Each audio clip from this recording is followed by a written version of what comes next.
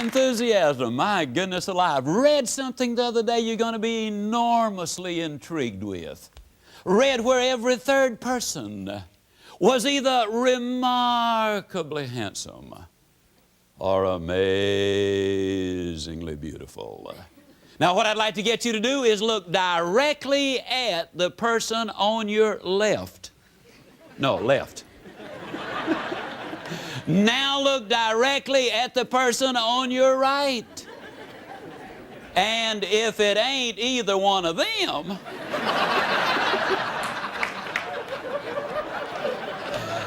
well, that ought to get us off to a good start here. Just as a matter of curiosity, how many of you have ever either heard me speak before or else this is your first time? Can I see your hands? Okay. Hey, we're with it here tonight. That's great. The name Howard Hill will probably ring a bell in the minds of some of you, but not all of you. Howard Hill was a good Alabama boy. He was an archer. Many people said he was the greatest of all time. He entered 287 archery tournaments. He placed first 287 times. As a youngster, I've seen newsreels of Howard Hill. I've seen him where they were filming him killing a Cape buffalo, the toughest of all game animals to bring down with a bow and arrow. He killed a bull elephant. He killed a large shark under about 15 feet of water. As a youngster, I've seen newsreels where from 50 feet he would shoot at a bullseye and split it precisely in the center. And then he would take his second arrow, and with the second arrow he would split the first one. An amazing demonstration of skill. Now, I have never shot the bow and arrow professionally, but I am an instructor par excellence. I think that's French, which means I'm really good.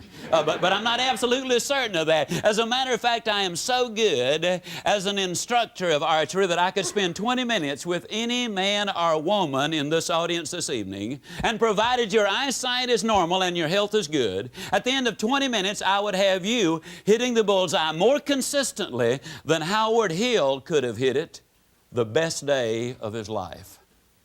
Provided we had, of course, first blindfolded Howard Hill. And then turn him around a couple of times so he would have no idea in which direction he was facing. And you kind of snicker and you say, well, Ziglar, that's the silliest thing I've ever heard. Why, of course we could shoot better than him, because how in the world could a man hit a target he could not even see? That's a pretty good question. Here's one even better. How can you hit a target you don't even have? The question, my friends, is, do you have your targets? Have you clearly identified what it is that you want in life? Have you set a date as to when you expect to get it? Have you identified the obstacles you must overcome in order to get there? Have you identified the people, the groups, the organizations you need to work with in order to get there? Have you spelled out what it is you need to know to reach your objective? Have you developed a plan of action, and have you written it down as to what's in it for me? Why do you want to reach the goal in the first place? You see, the problem with most people is they're what we call a wandering generality in life. But the truth is, you can never achieve greatness unless you become a meaningful specific. You see, the basic problem is most people, when they're working on their job, they get to thinking, you know, I really ought to be spending time at home with my family. And then when they're at home with their family, they get to thinking, you really ought to be out there working for my family. And so when they're out there working for their family, their mind is back home. And when they're back home, their mind is back out there in the field. And then they tell everybody, well, I don't ever have time to do anything. No wonder you're always traveling. You see, the basic problem is not lack of time, it is lack of direction. We all have exactly the same amount of time, whether we're a millionaire or a pauper. All of us have 24 hours every single day. The truth is, ladies and gentlemen, we must have goals if we're going to do anything. Goals do a lot of things. For example, they enable you to chase the blues away. I've never known anybody who was truly depressed who had specific and long-range goals. And what goals do is they create activity. And you see, activity, as you work towards reaching them, creates the very excitement which you need in order to accomplish or reach your objectives. The psychologists put it this way: logic will not change an emotion, but action will. And as you get busy working towards these dreams of yours, and yes, you absolutely must have your dreams, ladies and gentlemen, and what we're going to do is look at the ways you build a foundation underneath those dreams. Several years ago, they did an experiment with a number of college students. And in this particular experiment, they let them go to sleep, and they hooked these brain machines up to them. With these brain machines, they could determine precisely within a matter of seconds when the student went to sleep. Then they could tell when that student started to dream. And as the student would start to dream, they would awaken him or her. And then they'd let them go back to sleep, and that is no problem, but when they started to dream, they would awaken them again. And with those brainwave machines, they can tell exactly when they start to dream.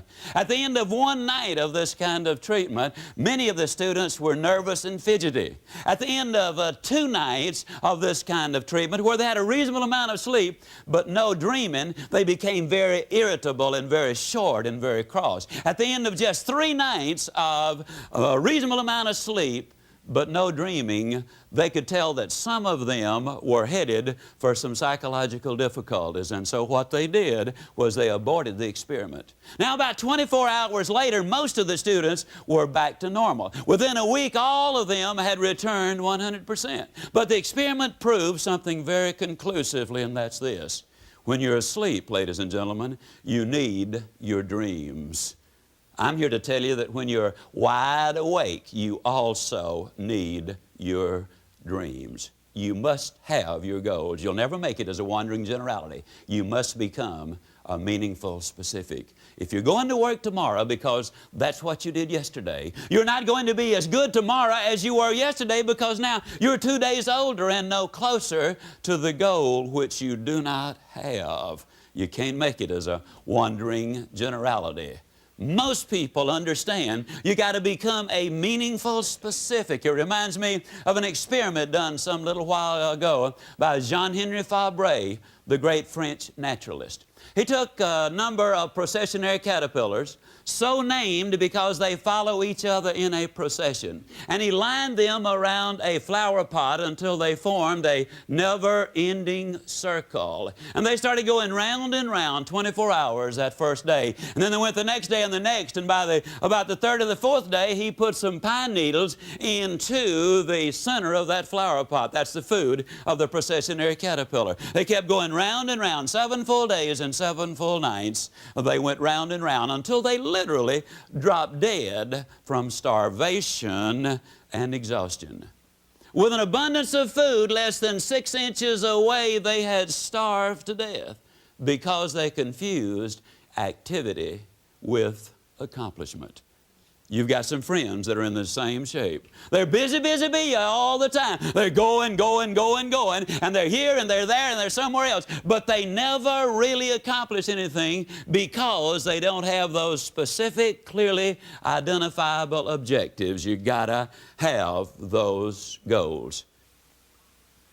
Now that you know why it's important to have goals, take the next few minutes to prepare a dream sheet. Write down everything you've ever wanted to do or be or have. Now, don't be judgmental. Let your mind run free. Here's a guide to help organize this dream sheet.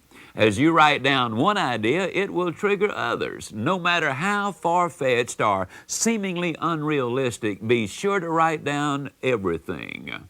Begin with travel and vacations, where you want to go and how you're going to get there, your automobile, the kind, the color, all of the options, the house, the size of it, the style, and all of the extras, the money, savings, investments, your career, the salary, the increase, the raises, and all the benefits which go with it, your promotions, the children and your family, the education, activities, the shared time, friendship, the respect, the helping of others, your health, your body weight, the exercise, your religion, your church involvement, your religious study, and your mind, education, reading, recall. Now, if other things come to mind, you add them to your list.